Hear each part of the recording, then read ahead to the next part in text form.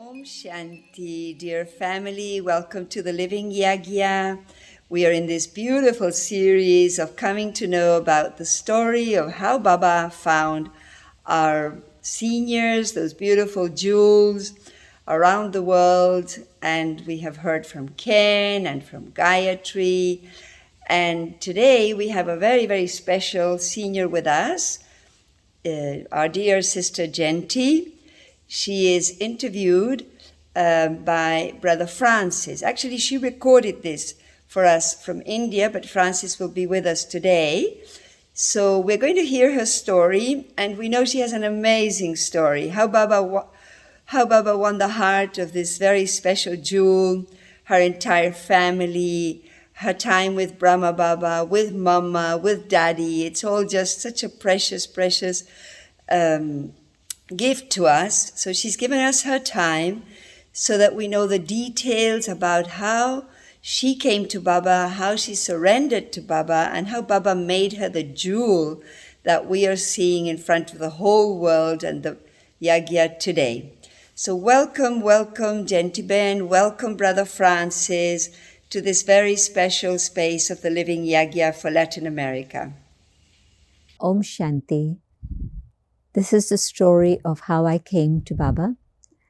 And this was in 1957. My grandmother, my mother were hearing teachings from Dadi Janki at our home. And this is because my grandfather was unwell. And Dadi Janki had taken a lot of his support and help in a situation where she'd been looking for a place to live, and he had found her a place just very quickly, helping her out at that time of need. So she was visiting him.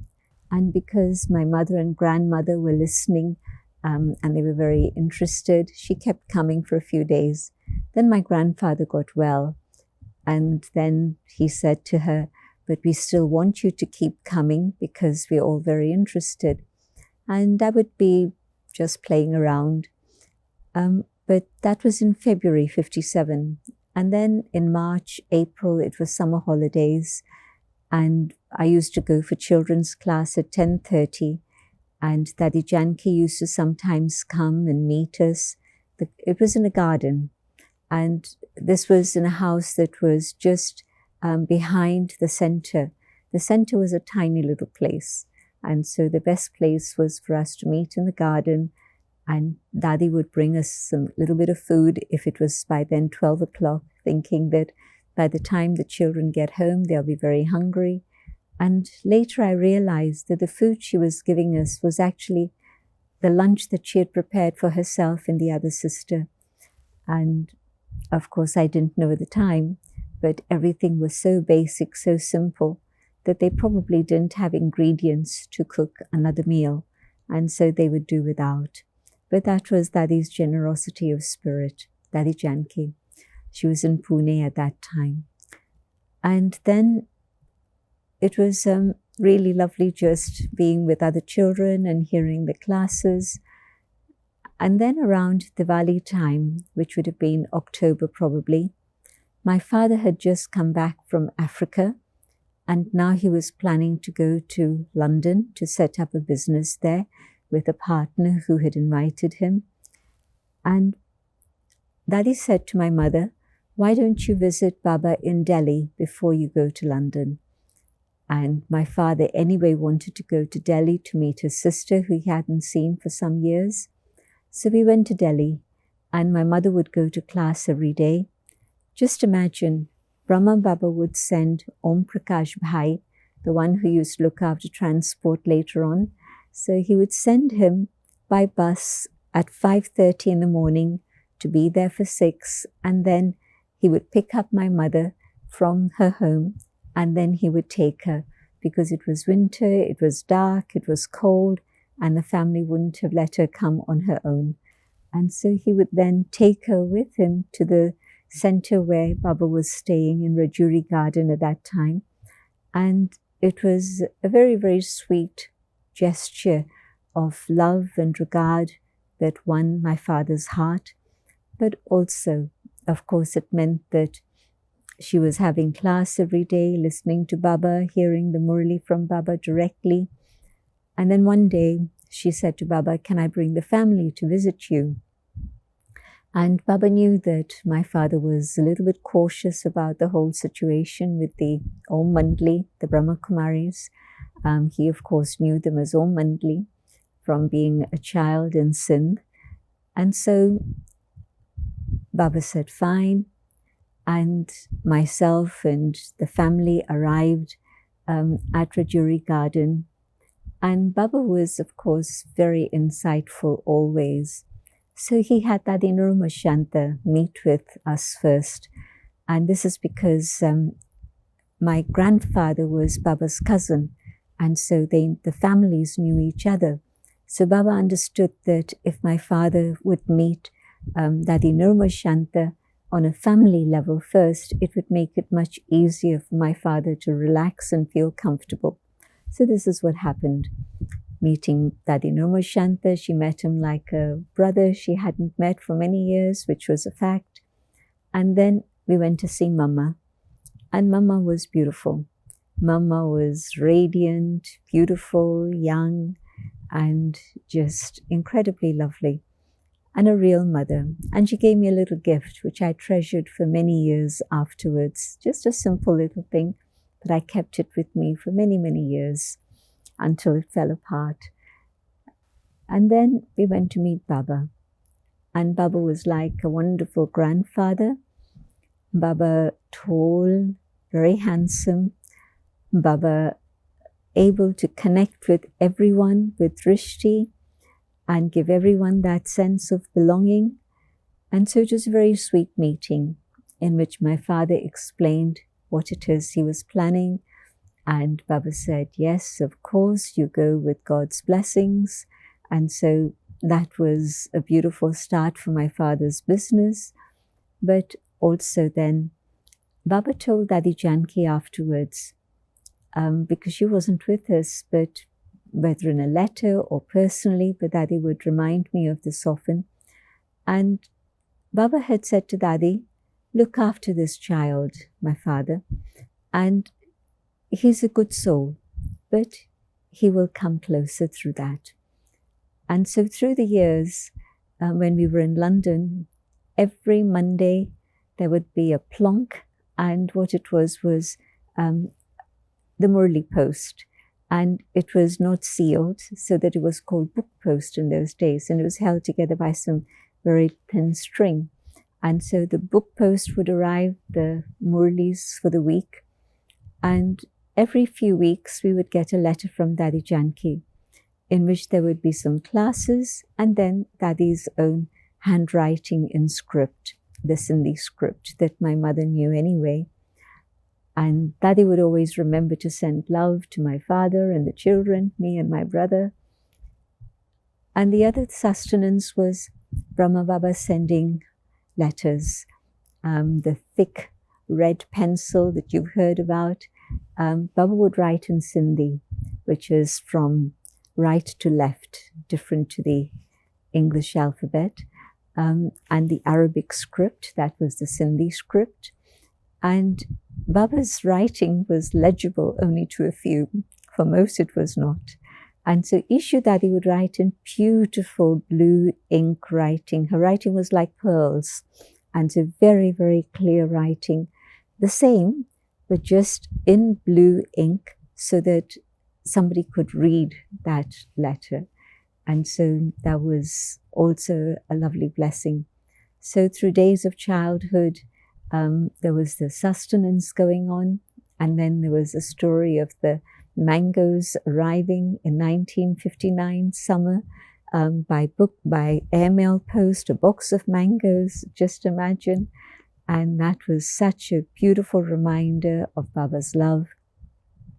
And of course, that really melted our hearts. And then in 1964, through those years in between, I was hearing a little bit of Gyan every night, but time came from around when I was 12, 13, when me and my brother said to my mother, we don't understand this so much. Is it okay if we don't listen anymore? And she was very kind and she said, okay.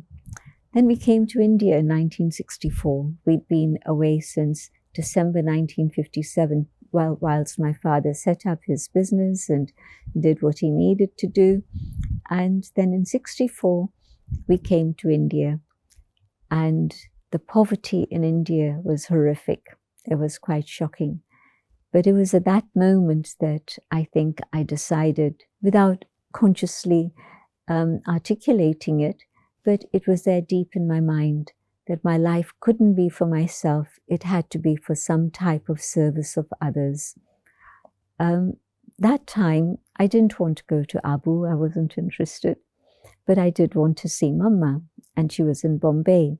So we went to see Mama, and it was beautiful.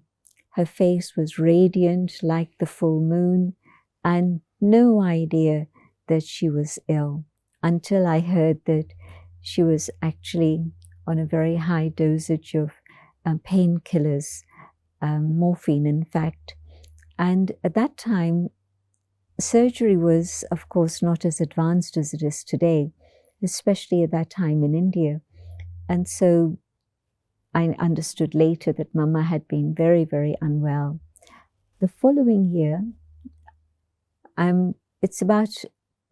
September 64, I'm meeting Mama and having a lovely experience with her.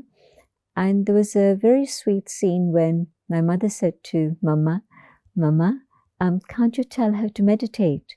She's not meditating anymore. And Mama looked at her, then looked at me, then looked back again. And Mama said, you leave her alone. When she's ready, she'll meditate. And that was beautiful. If Mama had said, you have to meditate, I probably wouldn't have. And so here was Mama giving me the space and freedom to do what I needed to do, which was really lovely. And of course, it was very, very wise. In 65, June, I come home from school. I'm sitting exams.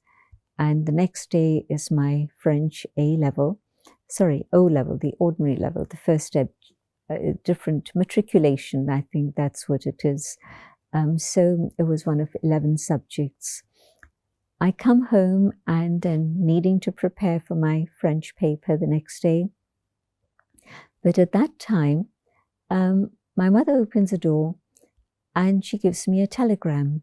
And the telegram says something like, Mateshwari passed away, nothing new, drama, Pitashri.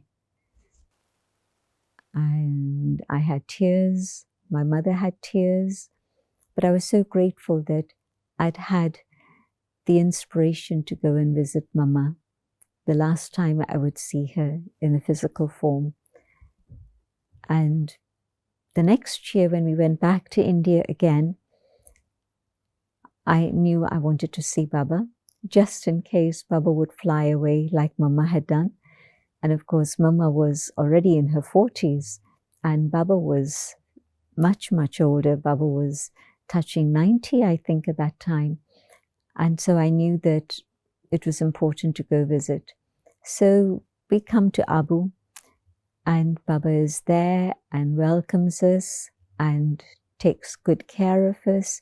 It's monsoon season, it's July, and so there's no other parties, no other groups in Madhuban. And so Dadi Janki and my family, grandmother, mother, myself, my brother, we're there, and maybe 10 other people are there, that's it. And 30 Madhuban Nivasis. And at that time, Baba asks me, have I seen the picture of the ladder? And I hadn't. It was a new one. I knew the picture of the cycle, the tree. Baba had sent these pictures, big pictures, printed ones, rolled up and put into a golden casket, and had sent these to London, one for the Queen, one for the Pope, and things like this. And so my mother had been trying to reach and send these things to these people. But that was Baba's vision, the Pope, the Queen. So I'd seen all of those pictures and I understood them, but I'd not seen the picture of the ladder. And so Baba said, okay, this one a young sister who was there. She was the one who Baba appointed as my companion, that she would look after me and be my friend. And so when I asked her to show me the picture of the ladder, she did. And then she explained, and I realized it's the same idea that's there in the picture of the tree and so on, but just in a different image. And the image is very graphic, so you could understand that.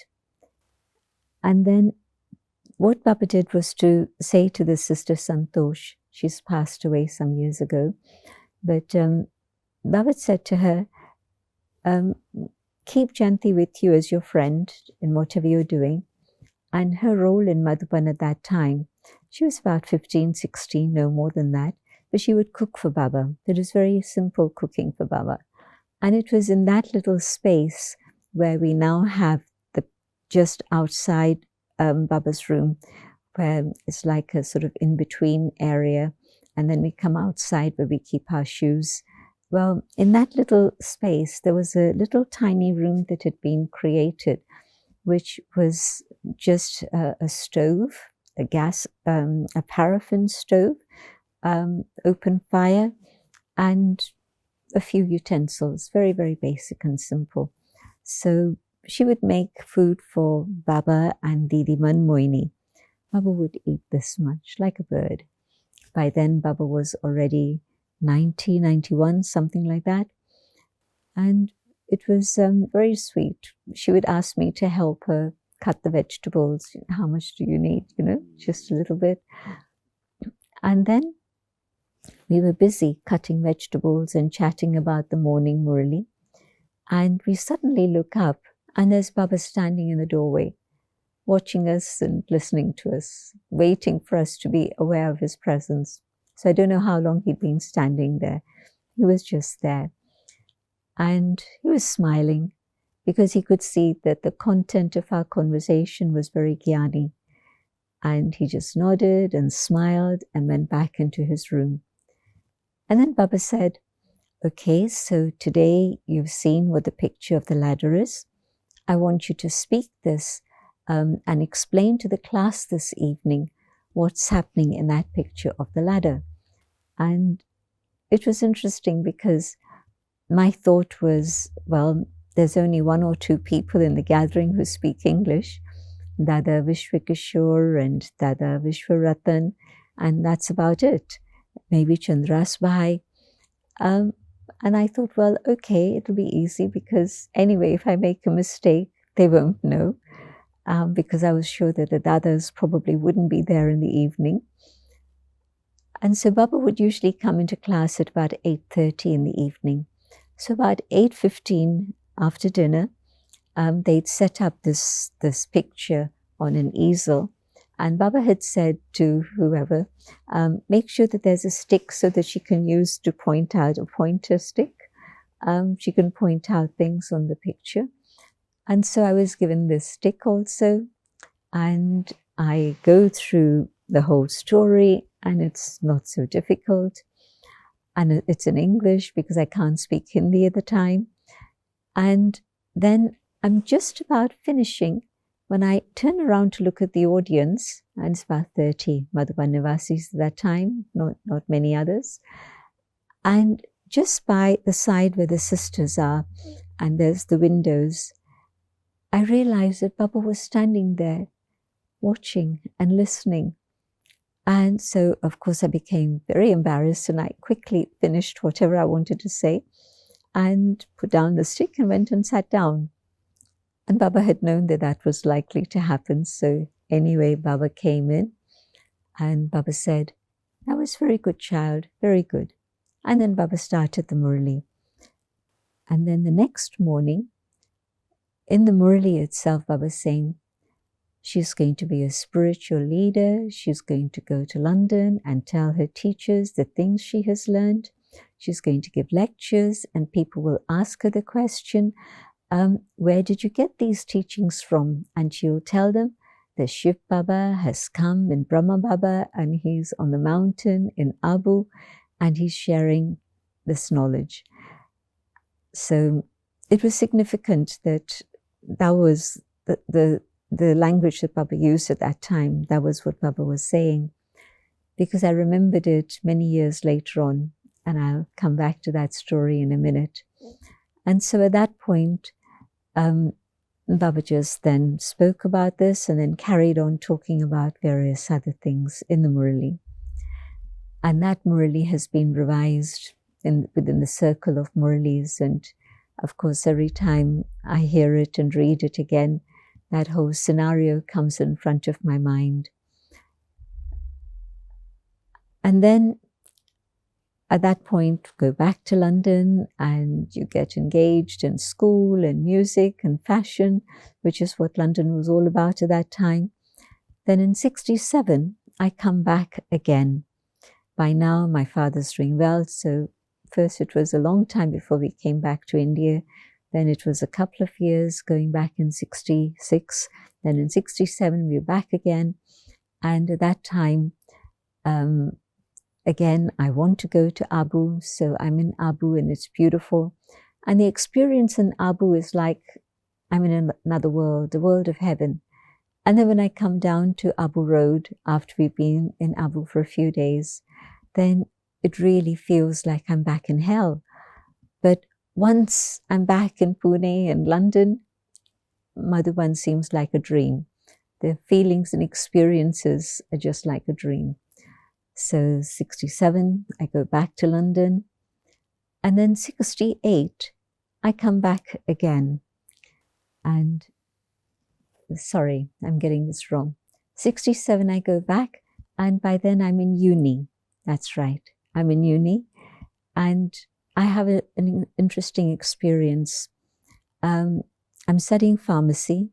And the professor is writing on the whiteboard various formula. And I'm jotting it down. And then it's as if I'm up above, watching this person scribbling away. And the professor is Selector Theatre. He's there putting things. And I'm asking myself the question, what are you doing? What's the purpose of all this? And I quickly snap myself out of it, saying, I mustn't be dreaming anymore. I come back. And I'm scribbling again. And then I tell my parents this experience. And my father says, you know something? You've spent most of your life outside India. You need to get in touch with your roots. Going to India for a few weeks doesn't make a difference. But think about going for a longer time. And I thought about it. And I then decided yes. Because just one term of uni I can catch up anyway.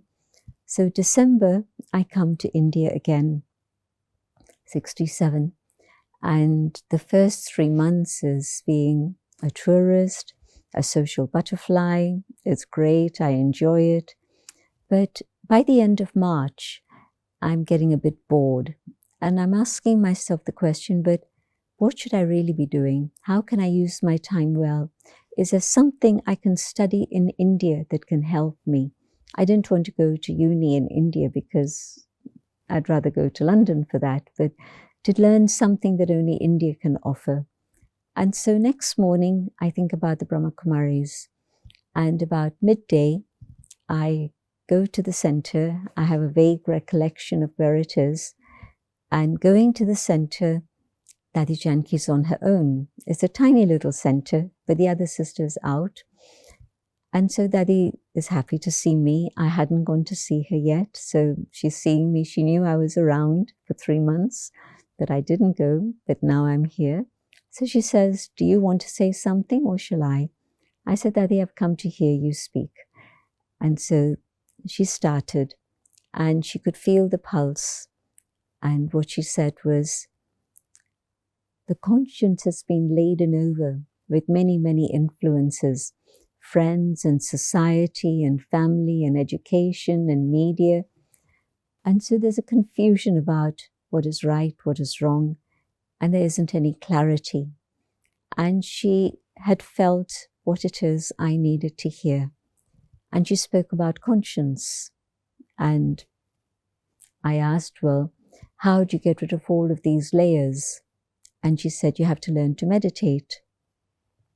So we spoke a further time, and I think I must have been with her for an hour. And the other sister arrived, and then she said, why don't you fix a time to come to learn to meditate? And so I fixed a time to come back the same evening. And I go back home, and I don't tell my mother anything. I've been out, it's okay. And then in the evening, when I hear the sister talk about soul, it's as if she's answered 75% of all the questions I have about existence and life and so on and so on. And when I go back home, it's about 10-15 minute walk. 1 minute I'm there, and the next minute I'm home. And how did I get here? I must have flown. I hadn't noticed anything of the journey because I was so focused on just this awareness of the shining light that I'd been hearing about. It was an amazing experience. And then I told my mother, I've just had the first lesson. She was very surprised, but very happy.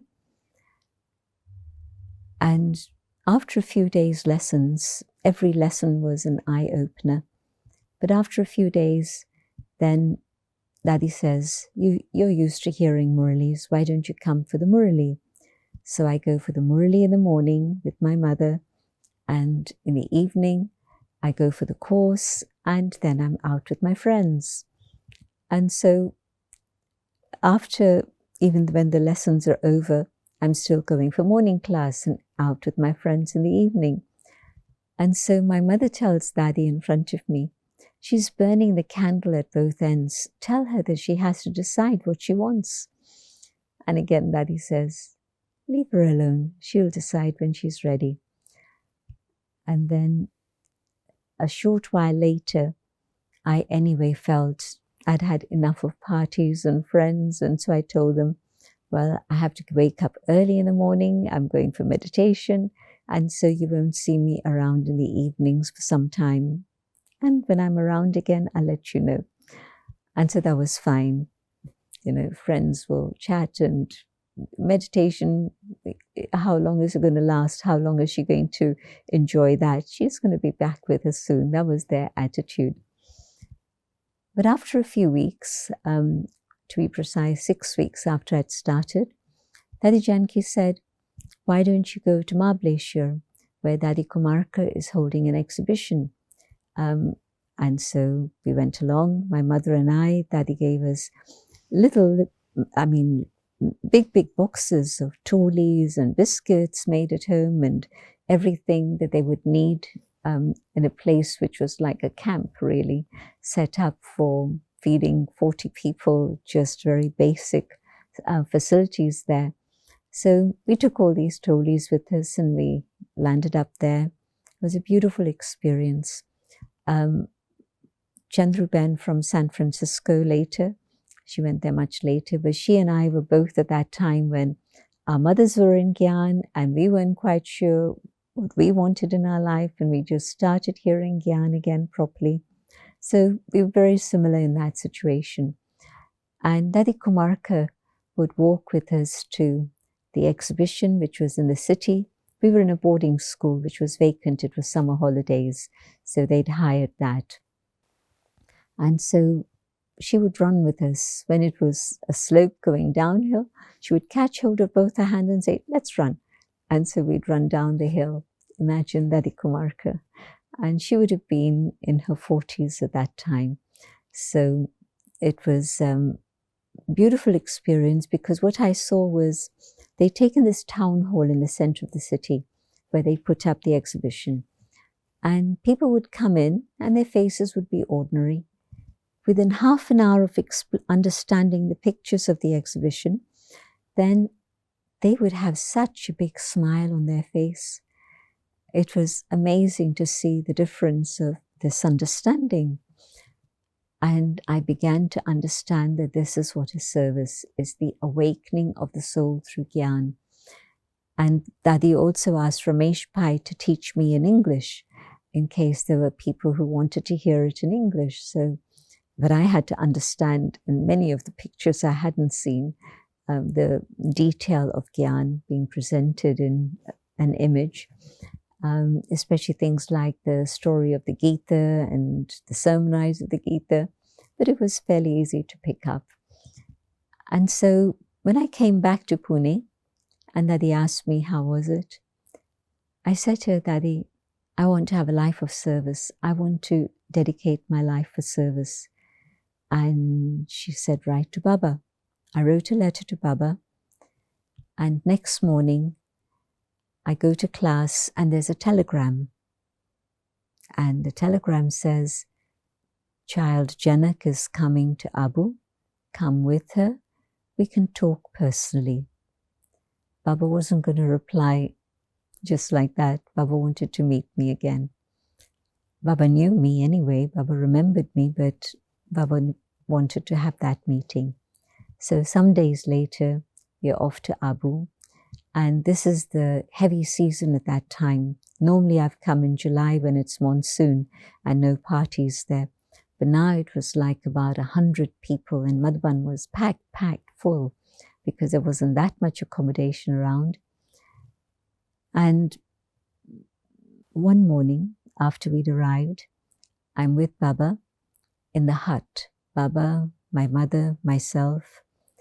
And Baba asks the question, child, what's in your heart? I say, I want to surrender. And Baba says, Baba knew it already.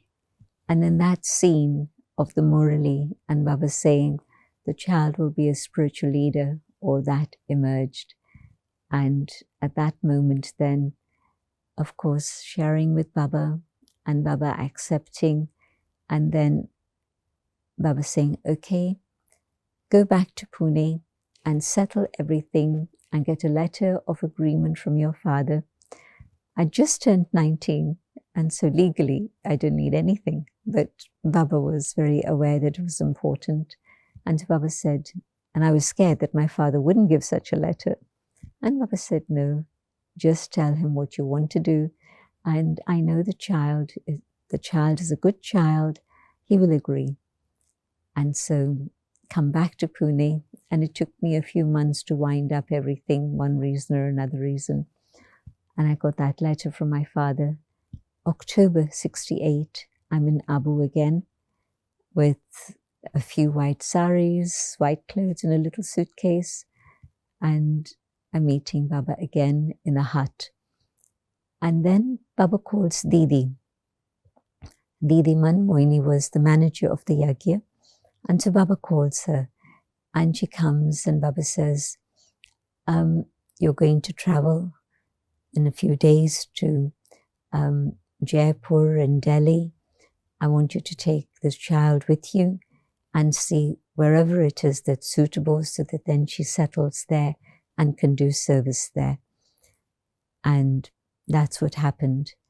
Not just Jaipur and Delhi, but we also went to Agra. Baba had also mentioned Agra to Didi. And it was a new museum and a lovely space. And that's where then I learned so much about service in the next few months. And every day there would be a letter from Baba. Morning, 9 o'clock, 12 o'clock, another letter, 4 o'clock, another letter. Not just for me, but for everyone. And it would be addressed to Mahendra Bhai, the brother there. And in that it was service information, instructions. Child, do this, do this, do this, do this, do this, do this. Baba had the inspiration. Why don't you do this, this? So the letters were full of love, but also full of directions for service. And it was a very happy, very beautiful time in Agra. And in December, I took a group of students to Madhban with some other teachers. So it wasn't just me, but with other teachers too. But it was my third visit to Abu within that last year of Sakar Baba. And I look back and I think, I'm glad that I decided to surrender before Baba flew away. Otherwise, it would always have been in my mind, is my decision being made out of guilt, or was it really pure love? And so I'm glad that by January, Baba flew away, but I was properly settled as a BK. And then Avyak Baba sent me back to London for service. And that's another chapter, another story. But of course, Dadi Janki was also there through that whole period. Baba had said to me to keep writing to her, which I had done. So many memories, sweet memories, memories of love. Thank you. Om Shanti.